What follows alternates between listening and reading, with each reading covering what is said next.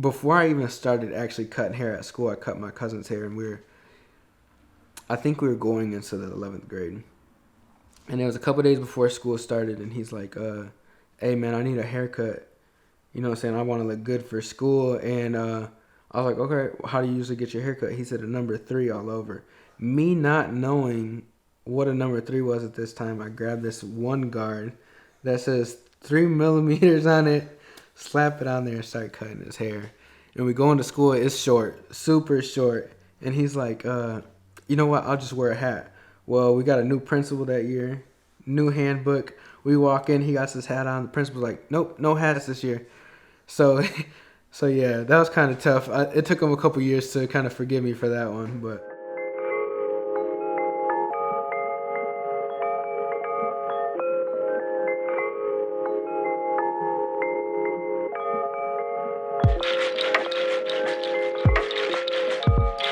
A haircut can really change your whole outlook on life.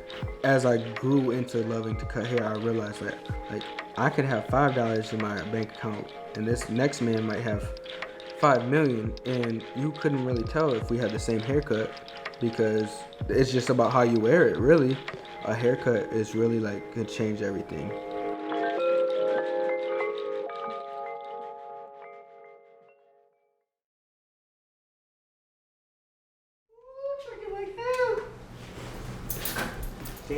I haven't had a cut in a long time. It's probably been like a month and a half or a month or so. Maybe like an inch off the top, if you can, yeah. And if it's too long, we can even cut a little bit more, yeah. I think I was going into my 11th grade year. I talked to my guidance counselor, and she's like, you got enough credits to go to CTC. Is there anything that kind of catches your attention? I'm like, nope. We're going down this list, and she's like cutting hair, and I'm like, I don't know. And she's like, well, your sister signed up for it. Well, I mean, I'm gonna have to take her there, so I might as well do that. When I went into school, I kind of told them like, hey, I want to cut hair. I don't really want to play with people's feet, even though I had to. I definitely had to do all that stuff. So honestly, in cosmetology, they really don't teach you the barbering part of it. They do teach you the basics. Or like, okay, trimming up the hair, like you want to line it around the ears, stuff like that. Anything other than that, you kind of gotta teach yourself, and you grow with experience.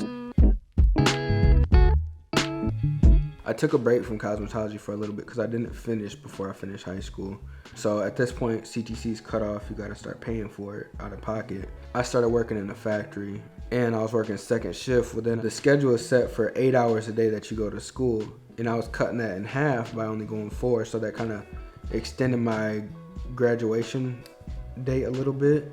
2012 all the way until 2020, so 8 years. If I wasn't working and cutting hair, I was working and going to school to cut hair. And so that was all the way up until the pandemic hit.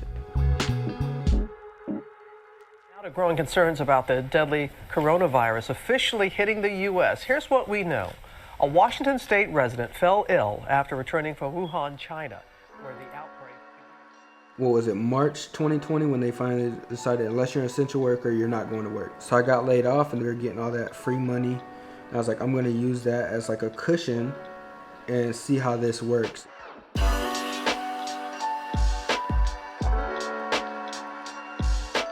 So during that point, I got this place, freshened up the paint a little bit, and once I was able to open it, that was definitely like, once I started making more than I was making in a factory in a week, that's kind of, I was like, okay, this is it. Like, COVID, you know what I'm saying, did affect me in a bad way, but for the most part, I believe it did tremendous wonders for my career.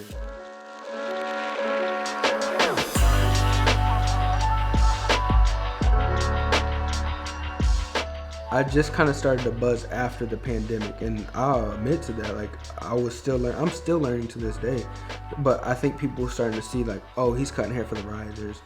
A rapper reached out to him, but it didn't just happen just like that. Like, I really, you know what I'm saying, went through that grind mode that you almost had to give it up. Like, I really worked to get to this point, and I think some of the people that say like, I'm gonna do this because he's doing it. Okay, well, you better backtrack, rewind a little bit, and see what it took to actually get here, because you're not just going to get your license and, hey, we're going to start cutting celebrities. It don't happen like that.